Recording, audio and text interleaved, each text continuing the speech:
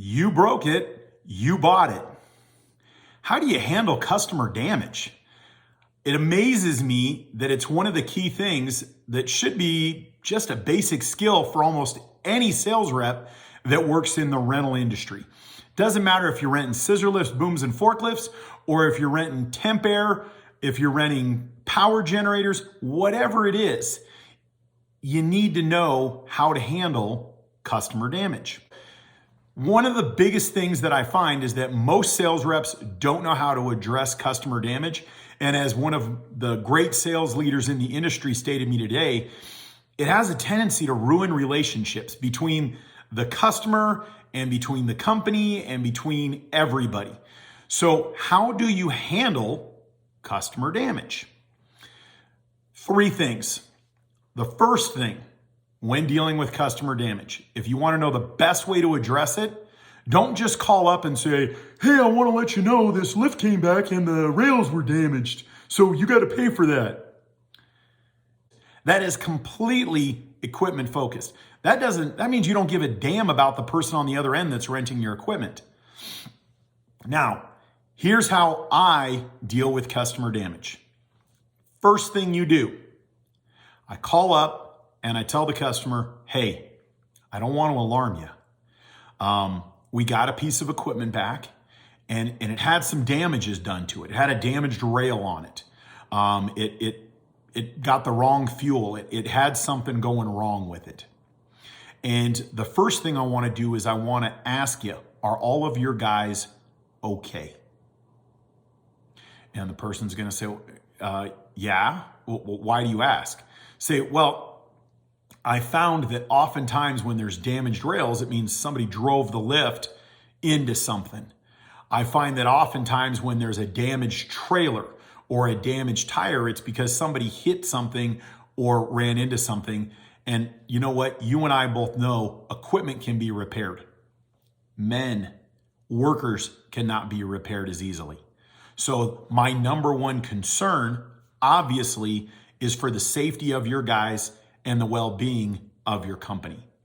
Now, because you come from a place of genuine care and concern, and that should be your first concern, no BS, that should be your number one concern, is that nobody was hurt. Imagine a car shows up and the car's been in a wreck. You don't run out and ask your wife, hey, how much is it going to cost to fix this? You might want to ask, where's your wife? Where's your kids? Is everybody okay? That's what matters first. Second, you want to make sure that when you discuss it with the customer, if they know that you're calling from a genuine place of concern, they're more likely to talk to you about the repairs and what it costs to get it repaired. Phase number 2 of repairs. You want to make sure that you tell your customer that your only goal is not to make profit off of damages. Okay?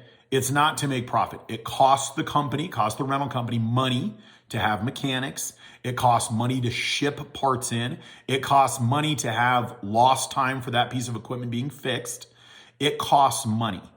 But your goal is not to make profit. Your goal is to get your unit repaired and get it back out being used. Number 3 is when you're trying to figure out how to get your customer to pay for the repairs, understand what your ultimate goal is, okay? The goal isn't just to get the customer to pay for repairs. Yes, you want them to pay for repairs and you want them to know the value and the cost that it actually takes to repair the equipment. But more importantly, if a customer pays for $1,000 worth of damage and they never rent from you again, then it probably wasn't a very good deal. Nothing worse than somebody saying, hey, I'm going to give you $1,000, but I'm throwing you out on the street and I'm never giving you business again. So here's how I often handle that one. My favorite way to address this is hey, Mr. Customer, I just wanted to let you know there was some damages done to one of our scissor lifts, one of our boom lifts. The damages came to about $1,000, but I'm less worried about the damages and I'm more worried about your team, your guys. I mean, obviously, if they bumped into something, I want to make sure that nobody was hurt within your organization. Okay, as long as nobody was hurt, that's my first and primary concern. Next up, obviously, there's a lot of costs associated with getting a lift fixed. Well, we don't, I don't know if my guys did it. And somebody borrowed the lift. Somebody else borrowed the lift and they broke it. Or it was delivered out that way. It was delivered broken. So here's what I want, Mr. Customer. Ultimately, I need to get this lift repaired. So here's a negotiation I want you to consider. I'm looking for a win-win-win. So what's a win-win-win? How about you pay for the damages? Well, just hear me out. You pay for the damages. You pay the $1,000. How about I split it with you and I give you $500 credit towards future rentals? I'll put it in writing if you need me to put it in writing. But the biggest thing is I don't want to just credit back $1,000 because if I credit back $1,000, nobody really learned anything from the damages. But I also realize you have a business to run and $1,000 expense is kind of rough. So how about we do this? I'll give you $500 off of that $1,000 repair that you can utilize towards future rentals. So I win because I get future rentals. You win because you got 50% off the repairs, and my service department wins because the repairs got paid for. Everybody wins. Mr. Customer, is there any reason why you wouldn't want a win-win-win situation?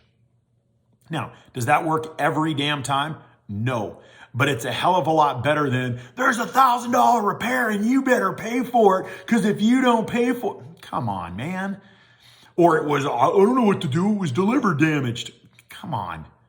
Work with your customers. Use negotiating skills and start with the end in mind. The end product that you want is you want to keep your customer. The end product is you want the damages paid for. So use your brain, use your sales skills, and work towards creating a situation where everybody wins and your customer's happy. So I hope that helps you. Next week, I've got a couple of good treats for you.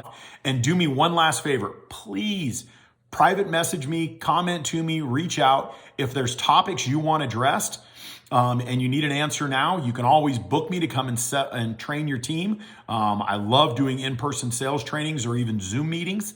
But if you can't do that, at least leave a message or note or a private message to me so that I can talk about a topic that's valuable to you. Hope you have an absolutely amazing week. Good selling to you, and let me know.